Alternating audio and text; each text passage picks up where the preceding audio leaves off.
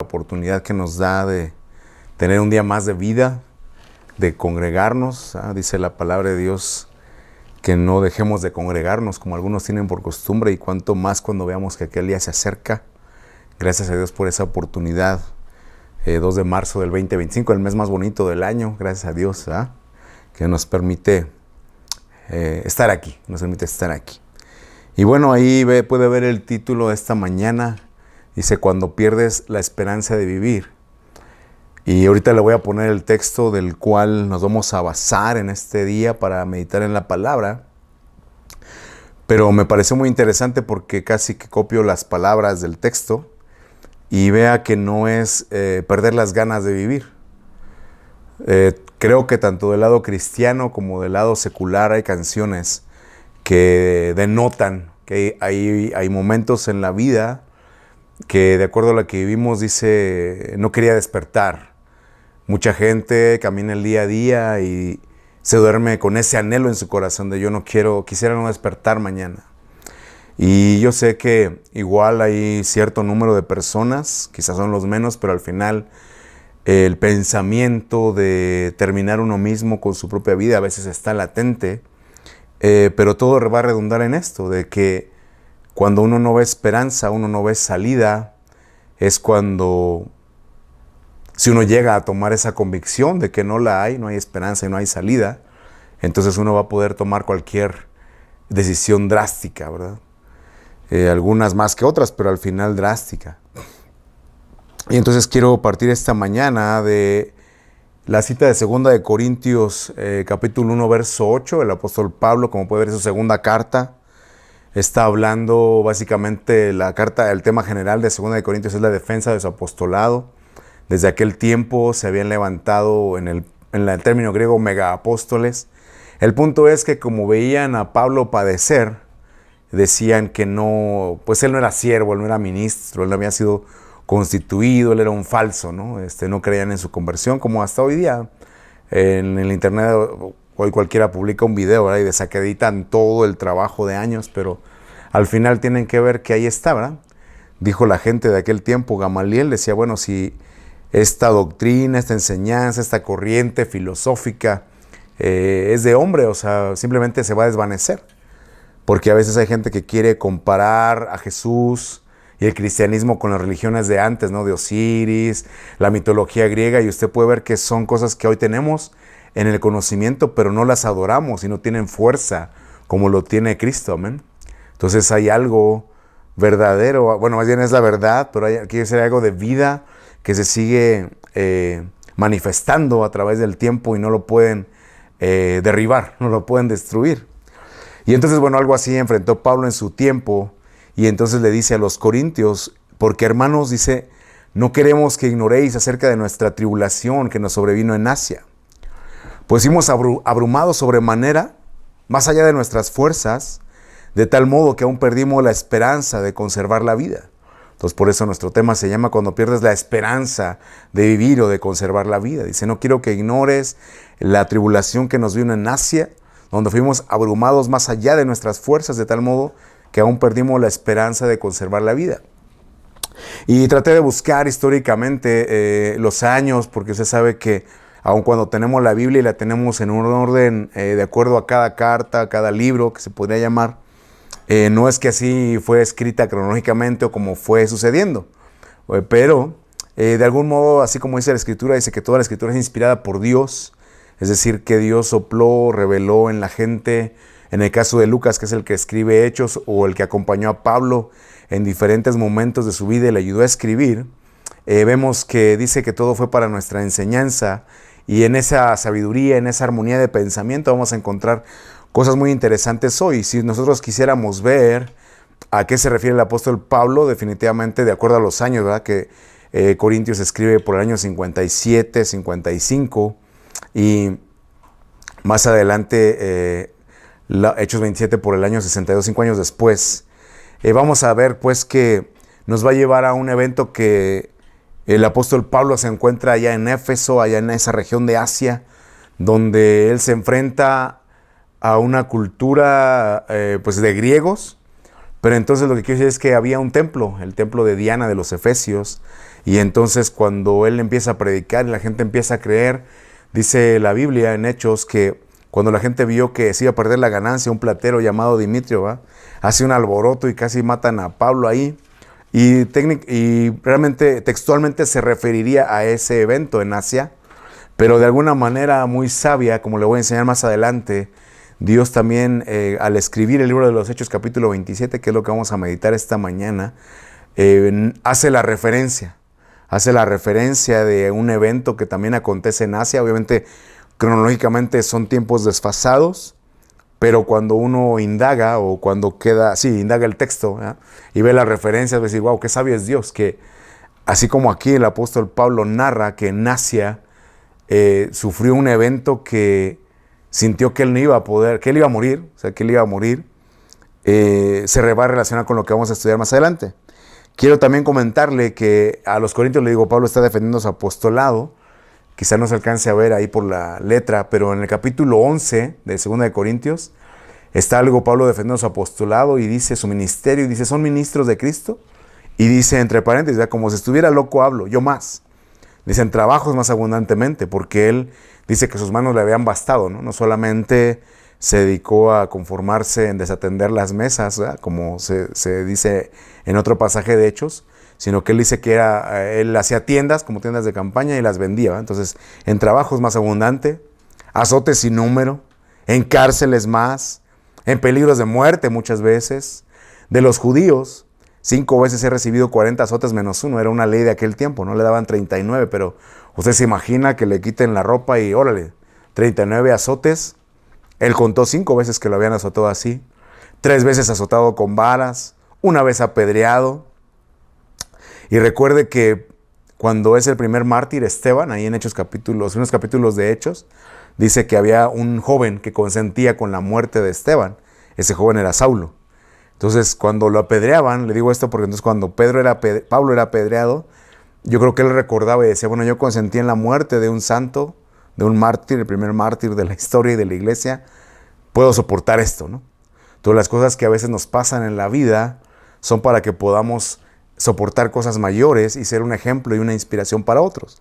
Él dice, 1 vez apedreado, 3 veces he padecido un naufragio, 1 noche y un día he estado como un náufrago en alta mar, en caminos muchas veces, peligros de ríos, peligros de ladrones, peligros de los de mi nación, peligros de los gentiles, peligros en la ciudad, peligros en el desierto, peligros en alta mar, peligros entre falsos hermanos, en trabajo, en fatiga, en muchos desvelos, en hambre, sed, ayunos, frío y desnudez, y además de otras cosas, lo que sobre mí se agolpa cada día, la preocupación de todas las iglesias. ¿Quién se enferma y yo no me enfermo? ¿Quién le hace tropezar y no me indigno? Y si es necesario gloriarse, dice Pablo, termina diciendo su relato, me gloriaré en lo que es mi debilidad. Entonces vea que con esto quiere decirle que no era un hombre de un ánimo débil, ¿no? Era un hombre que tenía contabilizados sus azotes, sus cárceles, ayunos, desvelos. Él podía cuantificar y tener una idea de, bueno, he sido tenido por digno de padecer por el evangelio. Y en ninguno de esos momentos va a ver que él dice, en esto sí sentí que me iba a morir. De hecho, cuando él es recién convertido, ahí está predicando, dice que los judíos se enojan con él al punto que lo apedrean, dice, lo sacan como muerto. No sé, los estudios dicen que es cuando él escribe más adelante en sus cartas, dice, conoció un hombre, si en el cuerpo no lo sé, si fuera del cuerpo no lo sé, dice que fue arrebatado al tercer cielo y le fue dado ver y escuchar cosas inefables, cosas que no se pueden describir con palabras. Deducen que fue en ese momento cuando él dice que lo creyeron muerto a Pablo. Y aun cuando él padeció ser apedreado y ser considerado como muerto, él no lo trae esa experiencia a colación y decir, ay, sentí que me iba a morir, aunque aparentemente murió, ¿verdad?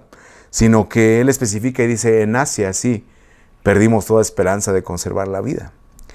Y vea, entonces le estoy diciendo, 2 de Corintios, se entiende que hubo una primera carta a los Corintios, en el capítulo 10, entonces todo lo que uno va padeciendo le va a servir para más adelante. Qué bueno que sea como el mundo dice, ¿verdad? Que el mundo ante el dolor, no sé si el mundo hispano, creo que sí, pero el mundo hispano ante el dolor ha sacado una frase que dice que Dios les da sus peores batallas a sus mejores guerreros, ¿no?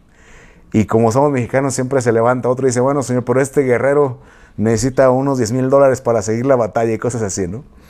Pero vea, entonces, le digo esto porque en el capítulo 10 de su primera carta, le pongo aquí la versión de Dios habla hoy, es lo que significa DHH, Dios habla hoy. Dice el apóstol Pablo, dice, ustedes no han pasado por ninguna prueba que no sea humanamente soportable. Y pueden ustedes confiar en Dios. La versión 60 dice, fiel es Dios, ¿verdad? Dice, pueden ustedes confiar en Dios, que no les dejará sufrir pruebas más duras de lo que puedan soportar.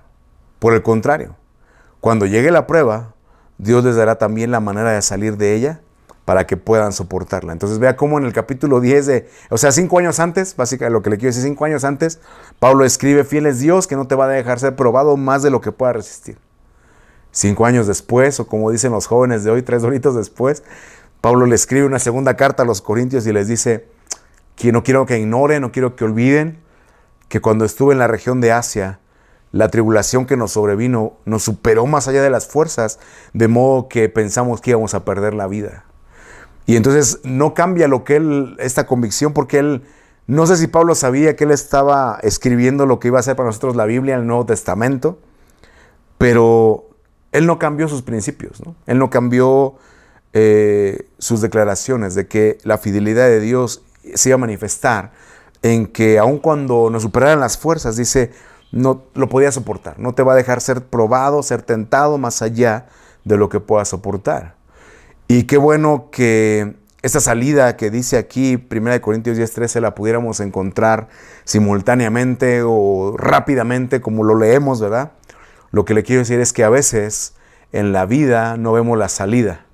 No sé la situación que cada uno de los que están aquí o de los que están escuchando este mensaje esté atravesando, porque no necesariamente es una situación de vida o muerte, pero muchas veces la esperanza se pierde en un matrimonio, ¿verdad? Dice, no, pues es que yo creo que mi relación ya no se puede salvar ante un hijo, ante una discapacidad, ¿verdad? Los que tienen hijos con alguna discapacidad o capacidad diferente, como le quieran nombrar, y que al final, en la trayectoria, en el día a día, es desgastante, ¿no? Es desgastante diario batallar con una enfermedad que los médicos han desahuciado, con una situación de deudas, de alguna situación que lo perdió todo, alguna situación de bullying, ¿verdad? Como tristemente acontece entre la juventud hoy día, de que no aguantan la presión y los jovencitos toman esa puerta, esa vía de escape.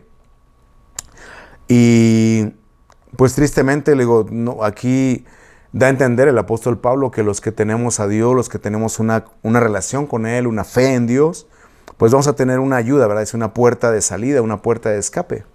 Pero también Pablo, si no recuerdo mal, a los Efesios les dice que hay gente que camina sin Dios y sin esperanza en el mundo, ¿no? Entonces, como le he compartido en otro momento, aquella frase de un hermano, dice, que Dios le decía, sé que es difícil ser cristiano, pero sé que es más difícil no serlo. Porque usted y yo como cristianos tenemos una esperanza, un Dios, una fe, una palabra que va a permanecer, pero hay gente que no lo tiene.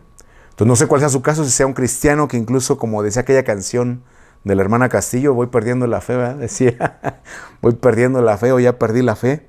O si es alguien que dice, pues es que yo quisiera creer en Dios, pero pues no lo veo. Sea cual sea su situación, el mensaje de esta mañana es que hay una esperanza. Dice el rey Salomón en Eclesiastés, dice, vale más un perro vivo que un león muerto, ¿eh? Porque aunque el león es imponente y es más costoso y demás, pero cuando muere pues ya no hay esperanza, termina diciendo el rey Salomón. Pero mientras tengamos vida, aun como sea, sea como sea, hay una esperanza. Y entonces quiero enfocarme esta mañana en el que escribió que fiel es Dios, que no nos va a permitir ser probados más allá de lo que podamos soportar, y que llegan 2 momentos en su vida, 2 momentos que usted puede ver claramente que dice, yo sentí que no había esperanza, que íbamos a perder la vida. Una de ellas usted la va a poder ver en casa, si usted lo quiere tener su Biblia abierta o leerlo más adelante, Hechos capítulo 27. Vea cómo aquí le voy a poner el verso 20 y de ahí partimos. Dice, no apareciendo el sol ni las estrellas por muchos días, dice el apóstol Pablo, y acosados, ¿eh? Era la palabra que usa, acosados por una tempestad no pequeña, una tempestad grande, ¿no? De hecho, le pregunté ahí al Google, ¿no? ¿Qué es más potente, un huracán o un tornado? Porque el huracán ataca pues el mar, el tornado en tierra, pero dice, pues al final son igual de potentes, ¿no? Solo que la devastación en tierra quizás sea más notoria, decía ahí el Google. Bueno, dice una tempestad no pequeña. Dice, ya habíamos perdido toda esperanza de salvarnos. Entonces vea cómo en alta mar, bueno, yo no soy de una vida de mar, ¿verdad? No sé usted, a lo mejor es de la costa, pues. y pues está ahí, sabe nadar en el mar, pesca y hace lo que sea, pero no me dejará mentir que cuando las olas se levantan, es imponente, ¿eh? De hecho, psicológicamente ve que dicen que el mar representa la vida, ¿no? O sea, cuando uno está frente al mar, dices, wow, es imponente, da miedo a veces meterse, ¿eh? Y cuando uno no conoce más. No, como me salía un video de los de allá de Acapulco, de la quebrada de Acapulco, cómo se avientan en medio del acantilado ahí, como si nada. Pues son gente de experiencia, ¿eh? Bueno, aquí Pablo llega un momento en el que dice, perdí la esperanza, entonces vamos a hacerlo en dos partes. Vamos a ir viendo Hechos 27 y viendo cómo es de que, le digo, no, Pablo no es una persona de un ánimo débil, ¿no? Que como la generación que se llama hoy de cristal, ¿verdad? Que a la primera, ay, me siento inseguro. Ay, me dijo mi esposa que me dijera así, ¿verdad? Que dicen, bueno, me siento inseguro, no estoy cómodo. No era la primera. Vamos a ver qué fue lo que pasó, mire.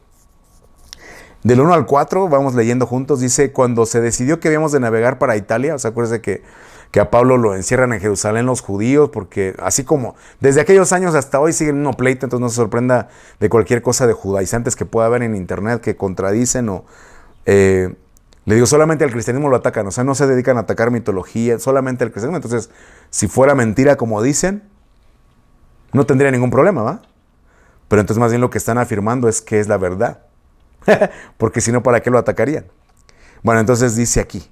Entonces en eso, Pablo, como ve que los judíos querían matarlo, dice, ¿saben qué? Yo apelo a César.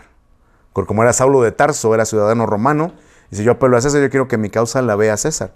Obviamente él en su corazón entendía que él iba a dar testimonio delante de las autoridades del imperio de aquellos años. Entonces por eso aquí dice, hayamos de navegar a Italia. Dice, entregaron a Pablo y algunos otros presos a un centurión, o sea que llevaba 100 soldados, llamado Julio, de la compañía Augusta. Y por favor ponga atención en las palabras que subrayé. Dice, y embarcándose en una nave adramitena, que iba a tocar los puertos de Asia. Entonces ahí le subrayé Asia y Adramitena. ¿Qué le quiero decir con eso? Que a veces en la vida uno no tiene opción de escoger cómo va a ser su vida, ¿va? A veces no, es como que con lo que hay. No sé si le comenté alguna vez tuve un jefe judío y él me decía, como usted sabe que todos hombres y mujeres van y hacen su servicio militar y sí les enseñan a manejar armas y no es como en México que aparte de denigrarlo a uno, lo hacen pintar bardas, plantar plantitas, y valga la redundancia. No, allá sí van con un asunto así. El caso es de que le decía al comandante del ejército, le decía, bueno, aquí hay de tres. Una, te voy a preguntar qué te gustaría hacer a ti. ¿Qué te gustaría aprender? Ah, no, pues pilotear aviones, un submarino, qué sé, ok. La segunda que te voy a preguntar es, ¿para qué eres bueno? Ah, no, pues yo soy bueno en la ingeniería, en la matemática, yo soy bueno cocinando, qué sé yo, ¿no? Dice, y la tercera es la que nos va a regir aquí en el ejército. Es lo que hace falta. Ahí es donde vas a estar, ¿no? Te voy a enseñar lo básico, un curso intensivo y vámonos, ¿no? Así vas a hacer. Entonces le digo eso porque a veces en la vida pasa que uno quisiera tener un título universitario, Oxford, Cambridge, el MIT, ¿verdad? Qué sé yo, pero a veces las circunstancias no nos lo permiten, ¿no? A veces entre desidia y a veces la circunstancia no tenemos el acceso y tenemos que embarcarnos en la vida en aquello que nuestros padres pudieron darnos como educación, como enseñanza, etcétera, a los recursos que tenemos, ¿verdad? Disponibles. Entonces fue lo que le pasó a Pablo. Él dice, bueno, yo no pude escoger una nave fenicia, que eran las mejores de aquellos años. Dice, era una nave adramitena y se iba a tocar los puertos de Asia. Entonces, ténganlo en mente. Zarpamos, dice, estando con nosotros Aristarco, Macedonio de Tesalónica. Llegamos a Sidón y Julio, tratando humanamente a Pablo, le permitió que fuese a los amigos para ser atendido por ellos. Aquí le subrayé una tercera palabra. Dice, y haciéndonos a la vela desde allí, navegamos a Sotavento. Sotavento quiere decir a viento contrario, es decir, que nosotros queremos ir al norte, pero entonces en vez de que el viento venga del sur y nos lleve al norte, entonces queremos ir al norte y el viento va hacia el sur, no viento contrario. Eso significa Sotavento. O sea, en navegación, en las cuestiones marítimas, Sotavento es de que yo quiero ir hacia allá, pero el viento me es contrario. Y ahí lo dice, ¿ah? A Sotavento de Chipre, porque los vientos eran contrarios. Entonces usted y yo tenemos que estudiar, o lo hemos estudiado en otro momento. La Biblia habla de que hay 4 vientos, hasta el viento del norte, viento del sur, viento del este, viento del oeste. Lo menciona en Ezequiel, ante el valle de los huesos secos, que de hecho también menciona la palabra esperanza ahí. Y dice, somos la casa de Israel, perdimos toda esperanza. Y Dios le pregunta al profeta, ¿va? ¿Vivirán esos huesos, hijo de hombre? Dice, Señor, tú lo sabes. Dice, profetiza, ¿va? El Espíritu sopla de los 4 vientos. Entonces hay unos vientos que convergen para llevar a cabo el plan de Dios. Hay vientos que a veces nos van a ser contrarios y cada viento representa una cosa diferente, ¿va? El viento del norte trae el frío, pero trae purificación. El viento del sur trae alegría. El viento del este trae oposición. Y el viento del oeste, no me acuerdo, pero ahí usted lo puede buscar. Cada viento trae algo diferente. Entonces, ¿qué pasa cuando usted quiere alegría y le viene lo contrario? ¿Eh? Le viene lo contrario.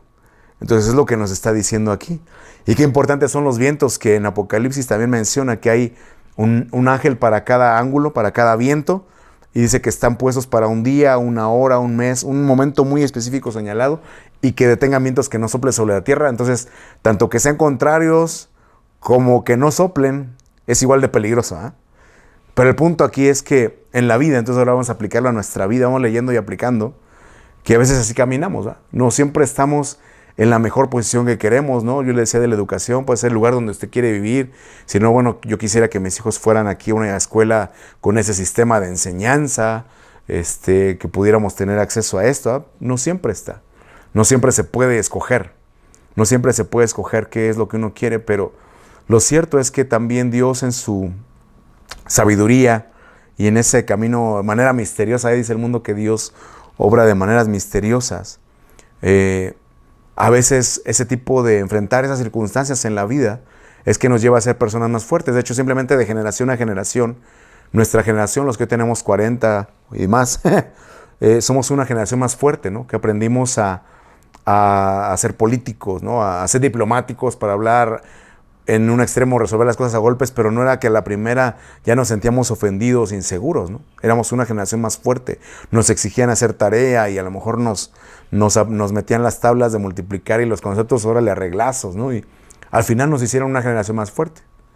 Cosa que hoy, porque ya no quieran que lloren y se sientan mal, inseguros, ya no pasa. Bueno, entonces le digo eso porque no sé lo que esté viviendo. Quizá a usted le ha tocado vivir no como usted quisiera. Le ha tocado vivir con vientos contrarios, así que apenas sale de una y ya le viene otra. Y siempre en contra, pero lo que quiero que vea es que eso lo está haciendo una persona más fuerte que la que no está padeciendo. No estoy diciendo que quien lo quisiera, ¿verdad? Pues nadie queremos pasar cosas adversas. Pero si le ha tocado, sepa que sí, Dios lo está haciendo una persona más fuerte. Vientos contrarios. Número 2. Sigue el relato y entonces sigue Pablo relatando y dice, habiendo atravesado el mar frente a Cilicia y Panfilia, arribamos a Mira, ciudad de Licia. Y hallando allí el centurión una nave alejandrina, otra nave, dice que zarpaba para Italia, nos embarcó en ella. ¿Se apagó?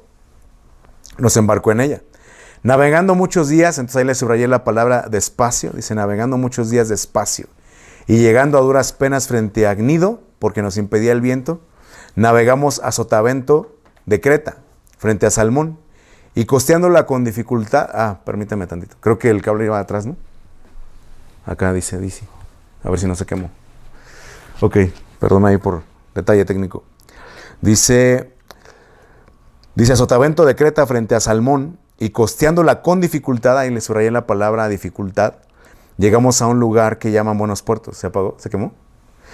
Que llaman Buenos Puertos, cerca del cual estaba la ciudad de Lasea, ¿no? Entonces yo le puse ahí, Pablo está diciendo que iban costeando, que iban despacio y que iban con dificultad, ¿no? 3 palabras, costeando, o sea, yendo alrededor de la costa, despacio y con dificultad. Esa palabra, costear, bueno, tal cual no van, o sea que no puede ir más adentro. Usted se acuerda que cuando los discípulos estaban pescando y se frustraron porque dice, tenemos toda la noche y no hemos pescado nada, el Señor Jesús llega y les dice, boga mar adentro, ve más profundo.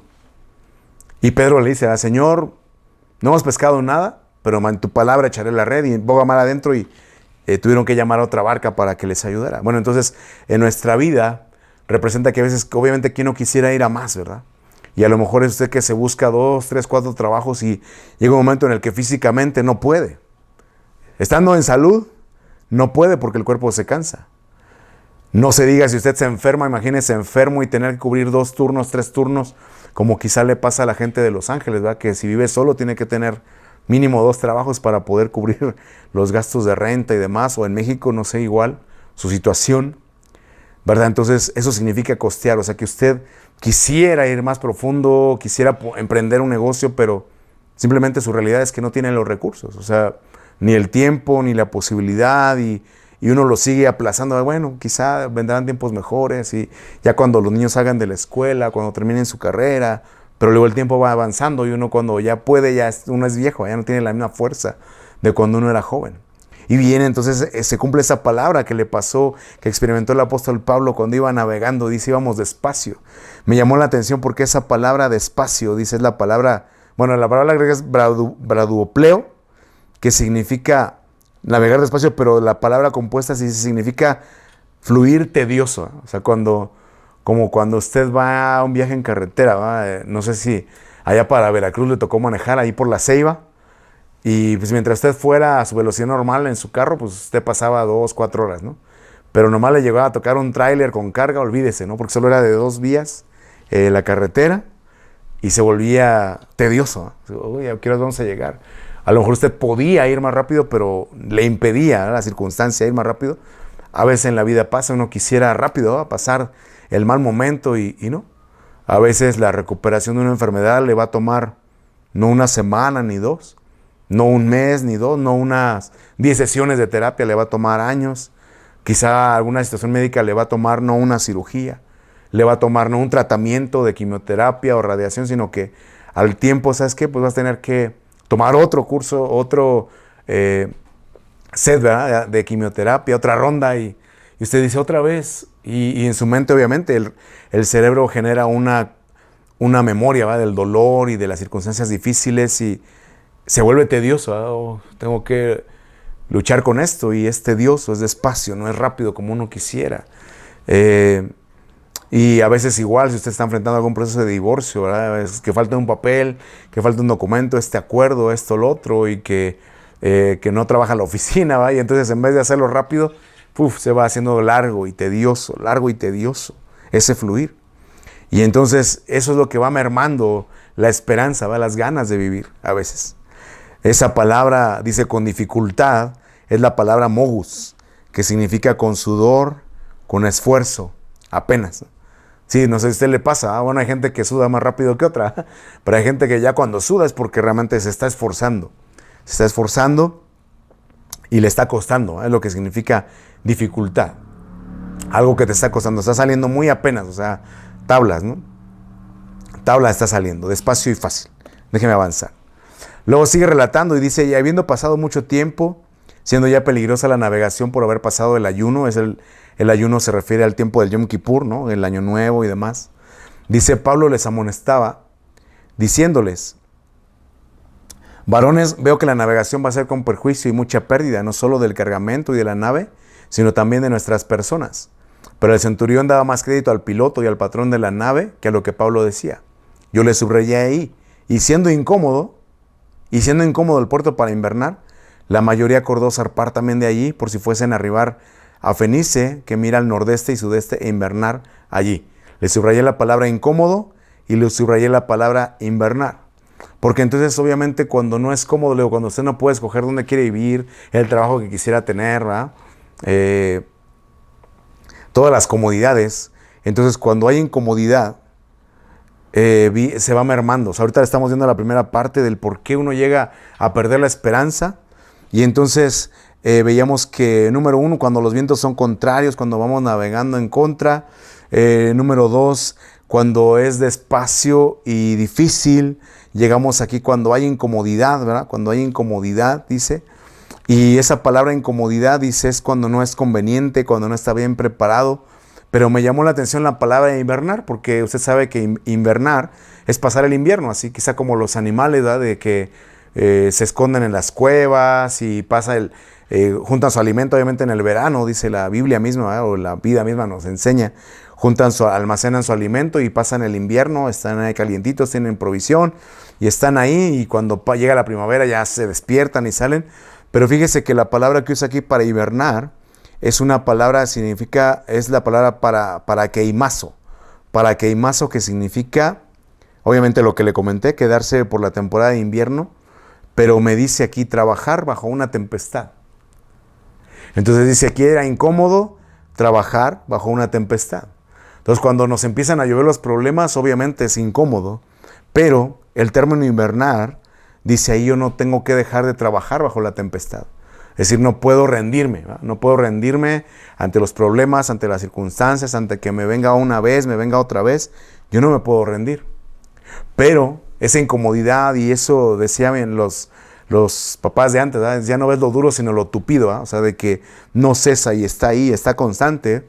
Entonces eso es una causa más por la cual uno va perdiendo la esperanza de vivir. Sigue diciendo el relato, dice, y soplando una brisa del sur, pareciéndoles que ya tenían lo que deseaban, levaron anclas y seguían costeando, ahora rumbo a Creta. Pero no mucho después dio contra la nave un viento huracanado. Aquí ya no era una tempestad, ya no eran los vientos contrarios, ya era un huracán, ¿no? Llamado Euroclidón. No sé qué categoría era, Euroclidón. Dice, de hecho ese término Euroclidón significa, euro es el viento del este y clidón significa pasar sobre. Entonces, un huracán que iba a pasar sobre ellos, un huracán, una situación de su vida que iba a superar sus fuerzas, a superar sus recursos, a superar sus capacidades, figuradamente lo que nos está diciendo. Dice, siendo arrebatada la nave y no pudiendo poner proa, o sea, proa es la parte de enfrente, al norte, digamos, no pudiendo poner proa al viento, nos abandonamos a él, nos dejamos llevar, arriaron las velas y quedamos a la deriva. Entonces vea cómo, le digo, las situaciones de la vida no es que a la primera nos vamos a rendir, pero para llegar a poder decir, a perder la esperanza, decir, yo perdí, yo ya no veo la salida, no tengo esperanza, es que va a llegar un punto en nuestra vida donde simplemente dice, nos dejamos llevar, quedamos a la deriva. Esa palabra deriva, dice, es el desvío de la nave respecto al rumbo establecido, dice, por efecto del viento, del mar o de la corriente.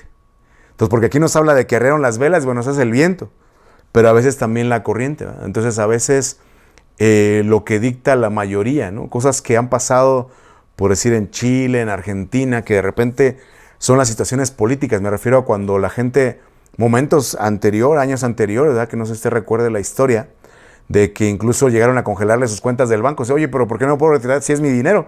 Sí, pero no lo puedes retirar. Estamos en una crisis del país y no lo puedes retirar. Una crisis económica y hazle como quieras, ¿verdad? Quedamos a la deriva. O sea, ¿qué hacemos? Ahí está tu dinero, pero no lo puedes disponer de él.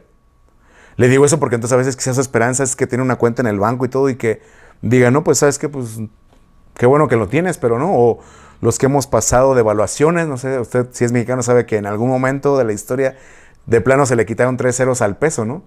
Y usted oye hoy países como Colombia que manejan millones y dice, wow, es mucho dinero, pero en México sería lo mismo, nada más que le quitaron en algún momento 3 ceros a la moneda, ¿no? Para que no se oyera tan drástico. Quedó uno a la deriva. ¿De qué haces? Es una situación que todos estamos enfrentando. ¿Qué vas a hacer? Y entonces dice aquí, le subrayé la palabra que dan a... entonces no le subrayé la palabra que dice, cuando pensaron, dice, pareciéndoles que ya tenían lo que deseaban. Entonces mire que a veces es el exceso de confianza, ¿va? Cuando, bueno, pues ya la llevé, ya me perdonaron una en el matrimonio, ya me perdonaron 2, pues ahí la vamos llevando, pues de lo perdido lo recuperable, ¿verdad? Pensamos así. Y en cierto modo tenemos razón, pero vea que cuando la vida sigue, no sabes qué viene el día de mañana, si algo peor. Si algo peor, y aunque tú puedas tener, seguir los consejos y tener economía, etcétera, que en algún momento de tu vida, de nuestra vida, quedemos a la deriva. Dice aquí, por el viento, por el mar o por la corriente. A donde nos lleve, ¿verdad? Llegamos al versículo 20, donde le leí, dice, y no apareciendo ni el sol ni las estrellas por muchos días, acosados por una tempestad no pequeña, perdimos toda esperanza de salvarnos. Entonces le digo, el mismo que escribió que Dios es fiel, que no nos va a permitir pasar cosas más allá de lo que podemos resistir. Llega un momento en su vida donde 14 días, donde está en medio de una tormenta en alta mar, imagínense, en las olas, un barco donde cabían 270 personas más o menos, o sea, más o menos grande, y pues aparte rústico, ¿verdad? O sea, no era como de un metal blindado, no, o sea, de aquellos años. Y una tempestad, dice, y vamos a la deriva, o sea, no sabemos a dónde vamos. Usted sabe que en el mar, las estrellas, la luna, la posición, es lo que ocupan los marineros para guiarse, ¿va? Si no hay una brújula como tal, a través de las constelaciones es que pueden conocer el rumbo, ¿verdad? Dónde va el barco. Entonces, cuando usted ya no sabe ni para dónde va, si va a chocar contra una roca, una isla, ¿qué va a pasar? No se sabe. 14 días. 14 días en alta mar, en oscuridad, solamente una tempestad. Y dice Pablo, perdimos toda esperanza de salvarnos.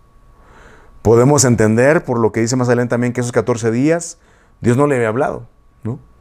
¿Cuántas veces vamos caminando y tenemos quizá semanas, meses, años, y usted ha buscado y pide oración aquí, pide oración allá? No hay una respuesta de parte de Dios. Dice, ¿será que Dios ya me olvidó? ¿Será que le sigo importando a Dios? Bueno, Dios no lo ha dejado y no le ha importado. No le ha dejado de importar. Pero tenemos que echar mano. Ahorita vamos a ver cómo salimos, ¿verdad?, de la tormenta. Algo bien interesante es cómo Dios desde el principio a Noé, me quedaba pensando en eso porque le digo, usted puede caminar por la vida y ser gente sin Dios y pues va a atravesar la tormenta. Pero fíjese que un Noé, dice la Biblia, Noé halló gracia ante los ojos de Dios. Y si usted y yo leemos eso de, ay, qué bonito, yo hallé gracia ante los ojos de Dios. Noé, hallaste gracia, constrúyete el barco porque voy a pasar un diluvio, ¿no? Ok, pues no que había hallado gracia delante de tus ojos, por eso. No vas a ser condenado con el mundo. Te va a tocar construir el barco, te va a tocar atravesar el diluvio, te va a tocar esperar ahí, no me acuerdo si 180 días, después de la tormenta, pero vas a estar bien. Es mi puerta de salida. Ok, Señor. A los apóstoles, a los discípulos, que dice que dejaron todo y le siguieron, dejaron sus barcos, dejaron sus redes de pesca, y de repente los mete igual a una tormenta y va el Señor y se duerme, ¿no? Entonces vea cómo es el trato de Dios de que en las tormentas de la vida, Él va a estar ahí con nosotros. No digo que sea fácil, no digo que sea agradable, no digo que no sientas que te vas a morir, como dice aquí el verso 20, pero Dios va a estar ahí. Vamos a ver entonces cómo salimos, ¿verdad?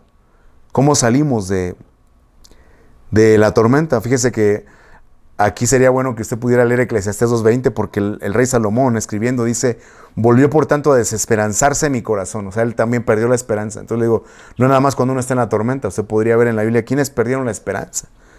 El rey Salomón dice, volvió a desesperanzarse mi corazón, Eclesiastés 2:20, acerca de todo el trabajo en que me afané y en que había ocupado debajo del sol mi sabiduría. Me desesperancé. ¿Qué caso tiene?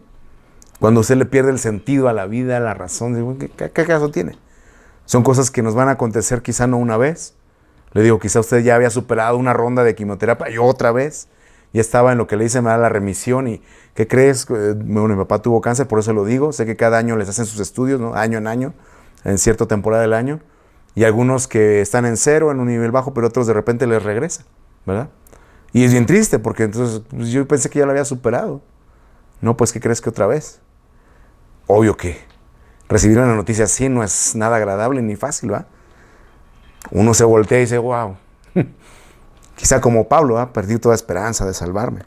¿Qué tengo que hacer entonces? Continúa, aquí le puse, perdón, es 27, Hechos 27, 21.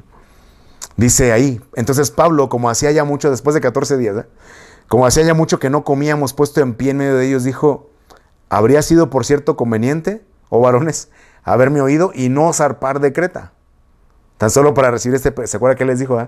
Veo que hay tormenta, yo recomendaría que no, pero dice la Biblia, leímos, que dice que el centurión dice, le daba más crédito al dueño de la nave y al piloto. No, tengo experiencia, hombre, tú confía, hombre, pues, ¿qué puede pasar? ¿Qué tanto es tantito, no? En buenas palabras mexicanas. Y no le hicieron caso a Pablo, que tenía la revelación del Espíritu. Pero entonces vea cómo sabio Dios, porque está batallando ahí en la región de Asia el apóstol Pablo, pero él dice no zarpar de Creta. Y le puse ahí, corrige lo deficiente, porque entonces, le digo, la Biblia se interpreta a sí misma. Yo sé que ahorita lo estoy haciendo quizá de un modo alegórico, o sea, tiene que ver cómo lo aplicamos a la vida, porque pues lo lea el texto, pues Pablo atravesó una tormenta, le fue mal, pero al final Dios lo salvó y ya. Pero Dios es sabio y va sumando. Ahí dice el Salmo 119, la suma de tu palabra es la verdad. Entonces en Tito 1:5 encontramos que Pablo le dice a Tito, dice, por esta causa te dejé en Creta, para que corrigieras lo deficiente. Entonces cuando usted ve la alegoría, la figura, la aplicación que la misma Biblia da, dice, yo te dije que no zarparas de Creta para recibir perjuicio y pérdida. Entonces, ¿qué le quiero aplicar esta mañana a Tito 1:5? A Tito lo dejaron en Creta, dice, para que corrija lo deficiente, y es un tema por sí mismo, usted lo puede buscar, ahí tenemos, si no recuerdo mal, un video que habla de eso, corrige lo deficiente. Porque cuando usted ve lo deficiente en su matrimonio, en su escuela, en su iglesia, en su trabajo, en su país, pues, saca listas y listas y listas, habla de cosas muy específicas. Pero lo cierto es de que aquí usa dos palabras, ¿verdad? Corrige lo deficiente. Corrige lo deficiente. Entonces esa palabra corregir, le digo esto por Tito 1.5 para los que apuntan, no se me pierda. Tito 1.5. Entonces la palabra corregir es de la palabra orto, ¿no? Como de ortopedia, ¿va? Cuando va con el ortopédico, el ortopedista. Entonces el orto es alguien que va a enderezar, ¿va? Los huesos, los pies, orto. Enderezar. Enderezar, dice aquí, conforme a un derecho. Enderezar implica ser estricto. Enderezar implica un canon, una medida. O sea, te voy a enderezar, ¿pero por qué? Porque a mi parecer o a la medida que debes tener, ¿no? El canon, ¿no? Eso es corregir. Corregir es enderezar, y entonces usa la palabra epiorto. Epi, que es una superimposición de tiempo, lugar, o sea, sobreponerse al tiempo, lugar, origen, así, porque estoy cansado, es que no quiero, no tengo ganas, no me gusta. Entonces, corregir es sobreponerse a eso y enderezarlo, ¿no? Ponerlo en una medida que cumpla la norma. Lo deficiente es la palabra 3007 y se refiere a lo que falta, lo que está ausente, tu necesidad, ¿no? Entonces, si tú estás en medio de una situación donde dices, ¿sabes qué? Yo ya no tengo esperanza de vivir, yo ya perdí ganas y esperanza. Bueno, quiero decirle que entonces, para recuperar la esperanza, tiene que proponerse corregir lo deficiente. O sea, poner su prioridad. Bueno, mi prioridad es conservar la vida, ¿verdad? Que si Dios no me ha dicho que ya, pues aquí voy a seguir. Yo a mi familia le he dicho, ¿verdad? Si en algún momento Dios no lo quiera, pero que tuviera que estar en una situación donde solamente conectado a una máquina estoy viviendo, pues realmente ya no estoy viviendo. O sea, no tengan pena en desconectarme, ¿verdad? Yo así se lo he dicho, con el pesar y la frialdad que requiere el momento, ¿verdad? Porque al final son gastos. No le estoy diciendo que practique la eutanasia, no tampoco. Pero tiene que platicarlo, ¿verdad? Decir, bueno, ¿qué voy a hacer, no? Si por mí mismo tengo vida, tengo el recurso para pelear, tengo el recurso para seguir, vamos a hacerlo. Vamos a hacerlo. ¿Cuál es la prioridad? ¿No? Tengo que ver mi prioridad y tengo que corregir lo que está deficiente. Si lo que está deficiente es que usted no está en su casa, ¿va? Entonces no es de que se busque 20 trabajos y nunca esté, ¿va? Porque pues qué bueno que va a haber dinero, pero pues si no lo tenemos o no está en casa, usted como mamá soltera quizá que tenga que dejar a sus hijos ahí en la guardería o con alguien que... Ay, yo me acordaba porque otra vez me salió un video, perdón que lo mencione, pero me acuerdo porque a mí me pasó cuando yo en algún momento parte de los requisitos de dejar al niño en la guardería era que usted fuera un día y viera cómo los tratan, estando yo ahí, no a mi hijo, pero a otro niño que no dejaba de llorar. Le dijeron, mira, si no dejas de llorar te voy a tirar a la basura porque tu mamá ni te quiere. Estaba yo ahí como papá. Digo, no, o sea, si esto es estando yo aquí, ¿qué va a hacer cuando yo no esté aquí? Y total que por eso que Iván nunca fue a una guardería. Dijimos, no, ¿sabes qué? Pues quizá no va a haber más dinerito, pero pues lo vamos a cuidar nosotros, ¿verdad? Y nos turnamos a ver qué hacemos, pero gracias a Dios pudimos no dejarlo así.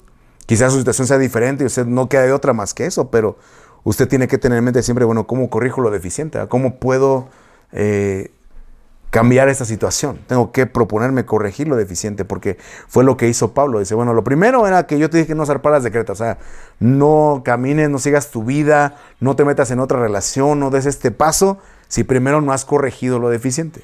Sí, es la figura, es lo que le quiero decir. No te salgas de donde estás si primero no has corregido lo deficiente. Número 2, porque ya vi que me está ganando el tiempo.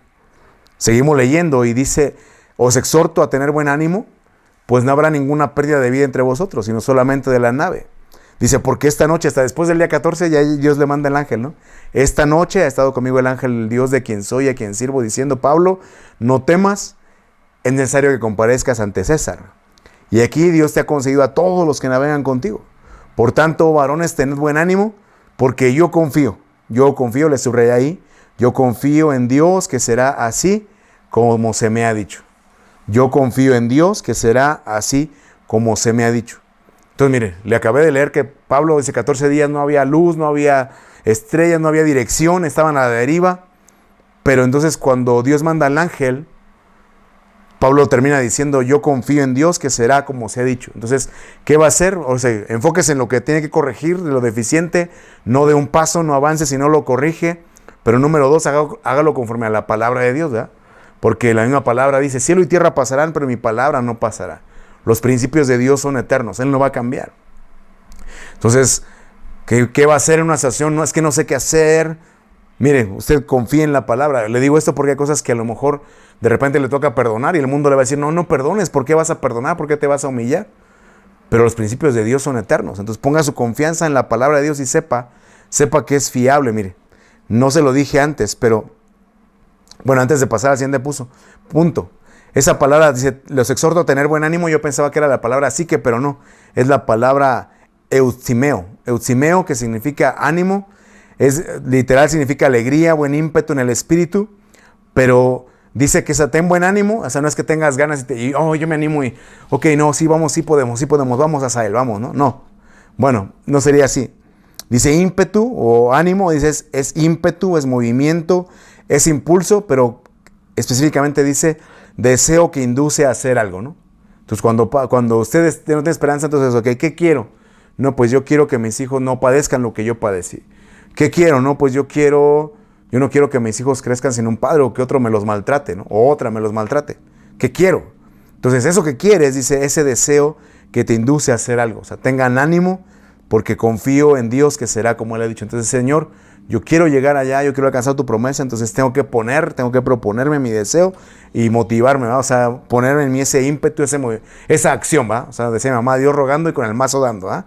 O sea, nada más que yo tenga la buena intención de, bueno, yo voy a llegar ahí, que mis hijos no padezcan. No, o sea, ¿y qué voy a tener que hacer? Bueno, pues pararme a las 5 de la mañana, y a tomar el camión, etcétera, qué sé yo. Lo que tenga que hacer, lo tengo que hacer. Y le digo esto porque entonces, al principio no le dije, ¿va? Pero entonces cuando usted y yo vemos lo que es la palabra esperanza, el diccionario me dice, la esperanza es un estado de ánimo ante la posibilidad de alcanzar un deseo, ¿no? Entonces, como usted me dice, pues sí, mire, su caso es el uno de 100, ¿verdad? Sí hay una posibilidad de que quizá usted pueda arreglar su situación, de que le podamos ayudar. Entonces ya cuando tiene una posibilidad, ya es una esperanza, pero no deja de ser un estado de ánimo, ¿no? De hecho, a veces así le dicen, ¿no? Dice, mire, no te garantizo nada, pero puede ser que, ¿no? Bueno, es una esperanza, pero no deja de ser un estado de ánimo. Luego me dice el concepto, dice, la espera paciente de lograr algo que tiene un fundamento. O sea, como cuando usted toma una medicina, ¿va? Un tratamiento. Bueno, mira, ha sido probado y ha sido 90% efectivo. Ah, ok, no, pues sí. Entonces, es una esperanza que te va a producir una paciencia, un anhelo, una tranquilidad, pero está fundamentada, ¿no? Está fundamentada. Pero en teología o en religión me dice que la esperanza, dice, es la virtud de esperar a que Dios cumpla lo que ha prometido. Entonces le digo, o sea, usted no es de que se anime y mañana amanezca sin ganas, porque eso es muy volátil, muy voluble, muy cambiante, ¿va? Entonces, no puede tener esperanza en un estado de ánimo, o incluso en algo que aunque tenga fundamento le dicen, bueno, es un 80% efectivo, ¿no? No te garantizo el 100%, bueno, es algo. Pero la esperanza de la que estamos hablando esta mañana es la virtud de esperar en que Dios va a cumplir, la que se basa en la palabra de Dios, es lo que quiero decir, ¿verdad? De que ustedes lo que encuentren en la palabra, así va a ser. Así va a ser, ¿verdad? Si no te dejaré, ni te desampararé. Dame a mí primero y no es que hacerá, ¿verdad? Trae tus diezmos al alfolillo, abriré ventana de los cielos. Eso no va a cambiar. Eso no va a cambiar. Porque le digo, hoy se oye tanta cosa y ya uno a veces le cuesta trabajo determinar, ¿verdad? ¿Qué es lo verdadero? Pero la palabra de Dios es la verdad, entonces tiene que asirse de las promesas. Ahora, no es nada más que le haga loco, mire. El relato nos sigue diciendo que sondearon la cercanía. Voy a apurarme porque ya me está ganando el tiempo. Dice, venida la 14ª noche y siendo llevados a través del mar Adriático a la medianoche, los marineros sospecharon que estaban cerca de tierra. Echaron la sonda, hallaron 20 brazas. Pasaron un poco más, volvieron a echar la sonda, hallaron 15 brazas, ¿no? Entonces la sonda era así un palo largo, como que, no sé si usted ha visto que toman la medida de los niveles. Una regla, ¿no? Una regla. Entonces la meten, ok, es tanto la profundidad. Una braza o una sonda mide, marítimamente mide la profundidad. Es un palo y una lanza mide la profundidad. Es lo que hace. Pero entonces usted lo puede ver la aplicación a su vida, ¿verdad? Sondea la cercanía. Bueno, ok. Yo quiero que mis hijos no padezcan esto. Yo necesito llegar a cubrir mis deudas. Yo necesito salir de este tratamiento médico. Sondea la cercanía, ¿va? Ok, ¿cómo voy? No es nada más que le haga loco y me la pase declarando, claro, qué bueno que tenga fe. Pero no va despegada de la realidad, ¿verdad? Sí, bueno, tengo que ir midiendo y cómo voy, ¿verdad? ¿Y cómo voy, doctor, no? Que usted toma una decisión y bueno, ¿y cómo voy? ¿Sí me está funcionando o no? Porque si no me está funcionando, pues para pedir una segunda opinión, para considerar otro plan, ¿verdad? ¿Qué podemos hacer? Si no está siendo efectivo, tengo que estar sondeando de tiempo en tiempo. En lo afectivo me llamó la atención porque cuando dice ahí que la medida era en brasas, ¿no? En brasas, porque dice que la brasa, dice, es la longitud de un par de brazos extendidos. Una brasa, dice, es la longitud de un par de brazos extendidos. Entonces yo por eso le puse ahí, sondea la cercanía de tu objetivo, pero también quizá del problema familiar que puedas tener, ¿verdad? ¿Qué tan cerca o qué tan lejos estás? Es reparable el daño, ¿no? Hay cosas que ya no se pueden reparar, tristemente. Aunque Dios es todopoderoso, hay cosas que ya no se van a reparar, ¿no? Ya te divorciaste, ya tienes otra familia. Hay cosas que ya no se pueden reparar. Pero tú tienes que medir la cercanía. ¿Qué tanto puedo? ¿Ah? ¿Qué tanto es mi margen? ¿Qué tanto es la profundidad? La confianza, qué sé yo. Pero tienes que medir. En base a tu objetivo, tienes que medir. Medir. ¿Qué tan cerca voy? Mire, sigo avanzando. Hechos 27. Dice, y temiendo dar en escollos, dice, echaron 4 anclas a la popa, pero verso 30 dice, entonces los marineros, dice, procuraron huir de la nave. Entonces le digo, a veces estar en medio de una situación difícil, va a estar batallando con alguien enfermo, porque algunos quizá lo hemos pasado temporalmente, ¿eh? Pasó el tiempo y se compuso, falleció, etcétera, pero hay gente que ha padecido años. Años llevan ahí. Me estaba platicando mamá de un vecino que desde que yo me acuerdo estaba malito y pues ya tengo 40 y tantos y sigue mal. Le digo, wow, mis respetos para su familia, ¿no? Que lo tienen que atender en todo, o sea, limpiarlo, ir al baño, sus necesidades, todo. Ahí están. Pero hay otro tipo de gente que, como los marineros, o sea, son los que tienen la capacidad, los recursos, la técnica y quieren huir. O sea, no le estoy diciendo que no den ganas a veces de abandonar todo. Pero tengan en mente que dice Pablo, mire, aquí adelante, Pablo se dio cuenta, o sea, que querían huir, y se le dijo al centurión, verso 31, le dijo al centurión y a los soldados, si estos no permanecen en la nave, ustedes no podrán salvarnos. Entonces, usted meta en su mente, yo no sé, hombre o mujer, adolescente, joven, lo que esté padeciendo, pero sepa que si huye, los que quedan no van a poder salvarse. O sea, su ausencia no la va a suplir nadie más, ¿no? Dice, si estos no permanecen, ustedes no nos van a poder salvar. O sea, nadie te va a sustituir. Nadie te va a sustituir. Entonces, a pesar de que no tengas ganas, de que quieras llorar, de que no veas salida, yo te quiero decir esta mañana, este día, no huyas. Pero dice ahí, espera el amanecer, porque dice, ansiaban que se hiciese de día. Entonces la idea que puse aquí es no huyas, espera el amanecer. Te voy a compartir, esa palabra fugar, esa palabra huir es la palabra fugar. Huir, fugarse, desterrar, escapar, evitar, esquivar. Entonces, no huyas. Le quiero compartir uno de mis salmos favoritos, mira, el 35. Está hablando de Dios, pero dice, un momento será su ira, pero su favor dura toda la vida. Ponga en su corazón esta palabra, Salmo 35. Por la noche durará el lloro, pero a la mañana vendrá la alegría. Entonces, así como Pablo, o sea, dice, es drástico pensar en 14 días en alta mar, sin comer, sin dormir, con la pena de no sé si voy a amanecer, de no ver el rumbo. Pero sepa que no va a durar para siempre una tormenta. No va a durar para siempre su tormenta. Lo que esté padeciendo no es para siempre. O sea, David lo entendió y dijo, por la noche va a durar el lloro, pero a la mañana vendrá la alegría. Pero no huya, no huya. En Isaías Dios les pregunta, dice, no vas a ver lo que yo voy a hacer. Pronto saldrá la luz. Pero si huyes ya no lo vas a ver. Permanezca en su situación. Sé que no es fácil, sé que duele, que no es fácil, pero permanezca. Esto lo va a llevar al siguiente paso. Mire, cuando comenzó a amanecer, Pablo exhortaba a todos que comiesen diciendo, es el 14º día que veláis, permanecéis en ayunas sin comer nada. Os ruego que comáis por vuestra salud. Y habiendo dicho esto, tomó el pan y dio gracias a Dios en presencia de todos.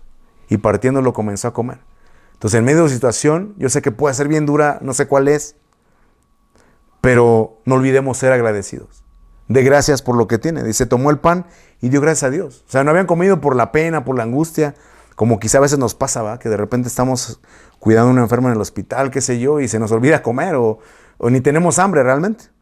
Pero así como Pablo dice, miren, por su salud, tienen que comer, tienen que estar bien. Yo sé que no tienen ganas, pero échenle ahí un pancito, ¿ah? Su guajolota, si es mexicano, si es chilango. Que no falte esa guajolota. Y si lo tiene, dice, dice, lo que tenía el pan dio gracias a Dios en presencia de todos y comenzó a comer.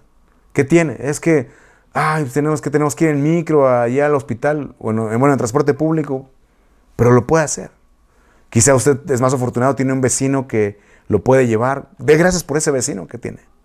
Ok, no tiene un papá, una mamá, pero tiene una señora en el mercado que lo ve y le comparte ahí un licuado, le da su frutita, ¿no? Qué sé yo. Pero lo quiero invitar a que vea lo que tiene y yo sé que no está solo. Va a haber alguien ahí que lo va a ayudar, alguien que se va a compadecer de usted. Algo le va a llegar, pero dé gracias. Y no se olvide de quien lo ayudó. A veces nos toca, allá en México decimos, ¿verdad? Es ser tiempo de estudiambre. A veces no hay más que para ir a la escuela. Pero no se olvide de quién lo ayudó en su momento de necesidad para que le pueda restituir, le pueda de algún modo agradecer, pues. Y si no, ayudar a otro. A veces que ya no está la persona que nos ayudó, pero puede hacerlo a través de otra persona. Déjeme avanzar. Llegamos al verso 36 y entonces teniendo ya mejor ánimo, después de que comieron, teniendo ya mejor ánimo, comieron también, y si éramos todas las personas 276. Y ya satisfechos, aligeraron la nave. Entonces, ¿qué es lo que le carga? Yo tengo un amigo, que luego estamos así problemados y me decía, bueno, pero ¿qué es lo que realmente te preocupa? ¿El problema en sí o qué? No, pues lo que va a pensar mi esposa de mí o enfrentar la pena. Entonces, haga un alto y a ver qué es lo que me carga realmente. ¿El problema en sí? ¿El mal diagnóstico? ¿La deuda misma? ¿Qué es lo que me carga? ¿Qué es lo que me carga? Y entonces dijo el Señor, ¿verdad? Traed vuestras cargas, ¿verdad? Venid a mí los que estéis trabajados, cargados, yo os haré descansar. Lleva mi yugo sobre ti. Lleva mi yugo es que Él va a ir contigo. Lleva mi yugo sobre ti. O sea, el yugo era para los dos animales a caminar juntos en el arado, ¿verdad? Vamos a caminar juntos esta situación. Vamos a salir juntos de esta situación. Pero trae tu carga.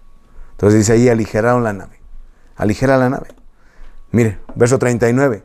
Cuando se hizo de día, ya cuando pueda pasar, hacer un alto y ver un poquito el norte y ya ver más claro, dice, no reconocían la tierra, pero veían una ensenada que tenía playa.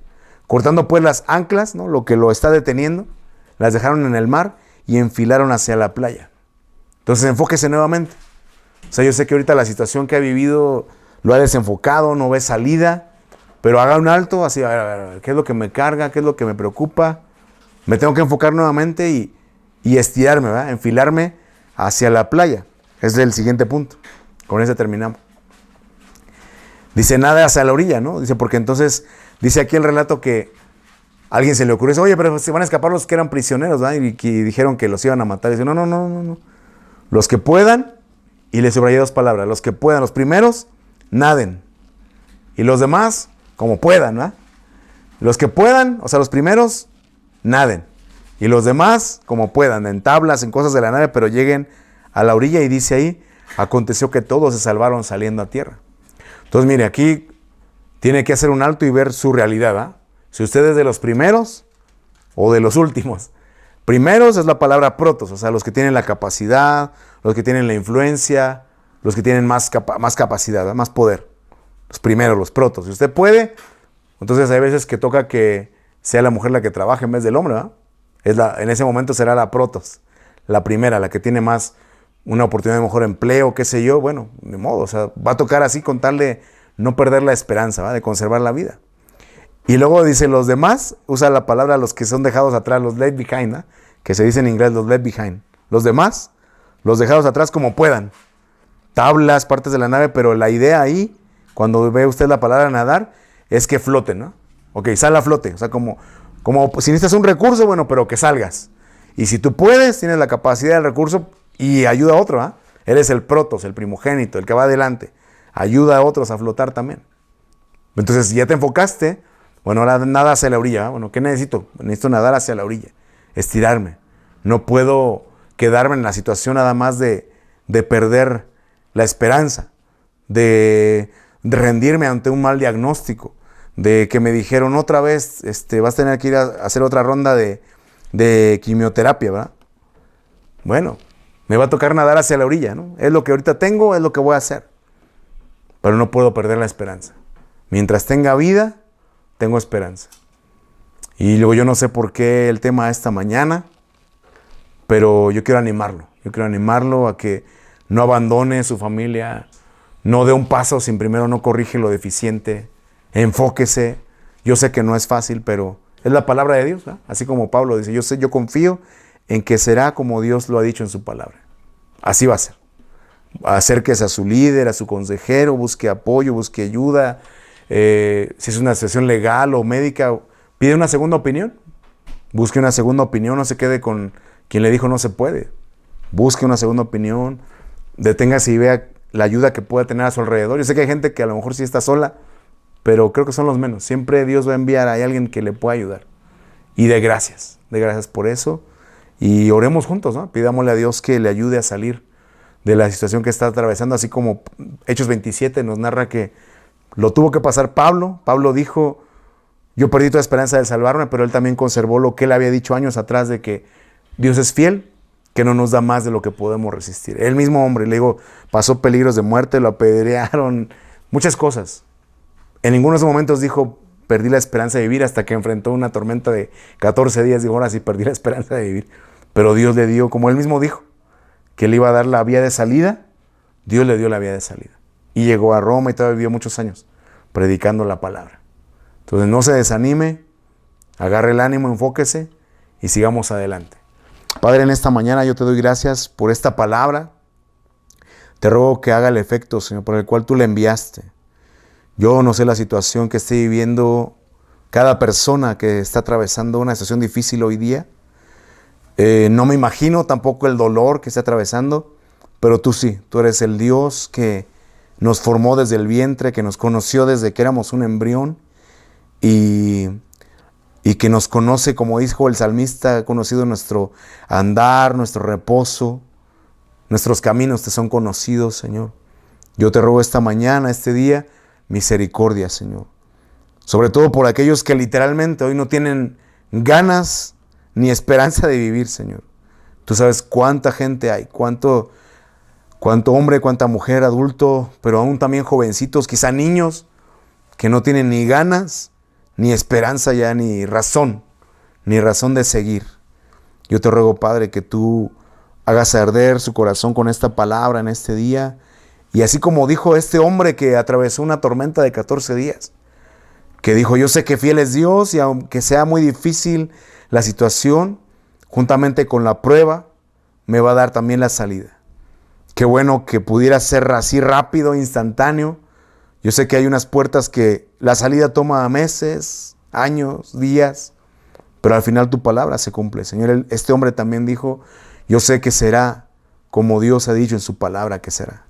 Señor, que cada uno pueda tener hoy esa promesa que yo puse aquí, que dijo el salmista, que ciertamente en la noche dura el lloro, pero a la mañana vendrá la alegría. Señor, haz venir gozo y alegría, como dice el Salmo, aún sobre los huesos que han sido abatidos. Fortalece, Señor, aún aquellos que hoy son un valle de huesos secos, como te dijo el profeta, que habían perdido toda esperanza, pero tú le diste la palabra de que soplaran los vientos, ya no en contra, sino a converger, a favor, y entonces tú levantaste un gran ejército, una nación, un pueblo nuevo, Señor. Haz tu obra poderosa, sobrenatural, Señor. Anima tú a tus hijos, a tus hijas, que no solamente lean que tú prometiste que siempre te ayudaré, siempre te sustentaré, sino que pueda ser un rema en su vida, una palabra viva en su corazón de saber que aun cuando ven a su alrededor no están solos, que tú estás ahí. Y sobre todo, Señor, también te ruego, así como ha sido en mi vida, que siempre ha habido alguien que me tienda la mano aún sin pedirlo, que también venga esa ayuda sobre la gente que lo está necesitando, económica, de apoyo emocional, de presencia. Mucha gente que a lo mejor no sabe ni qué decir, pero su presencia es suficiente. Señor, aquel que quiera huir de su problema, de su situación, en su escuela, en su trabajo, en su economía, en su familia, Señor, dale tú el ánimo, Padre, para que permanezca. Como leímos, que si ellos se iban, nadie iba a suplir esa ausencia, Señor. Si se iban los marineros, nadie los iba a suplir, a suplantar, Señor, a sustituir. Que permanezcan, dale tú las fuerzas para permanecer, Señor, para permanecer y seguir adelante. Te ruego que se cumpla en el nombre de Jesús esta palabra y nos ayudes. Y te doy gracias en el nombre de Jesús, Señor. Gracias, amén y amén.